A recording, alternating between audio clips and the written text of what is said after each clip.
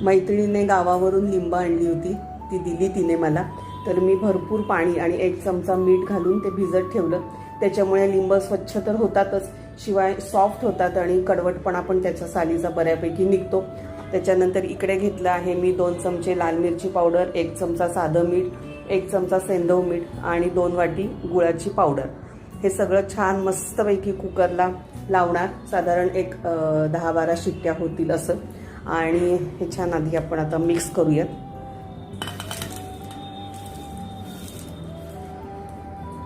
आत्ताच रंग किती छान दिसतोय बघा. आणि आता छान मस्त मिक्स करते. कुकरमध्ये टोप ठेवल्यानंतर त्याच्यात पाणी जाणार नाही ही काळजी घेतली पाहिजे. त्याच्यासाठी या टोपावर घट्ट झाकण लावलं पाहिजे. झालं की दाखवते तुम्हाला. हे बघा, स्वादिष्ट, चविष्ट आणि दिसायलाही छान असं हे लोणचं तयार आहे. काचेच्या बरणीत भरून ठेवायचं की ते जास्त काळ टिकतं.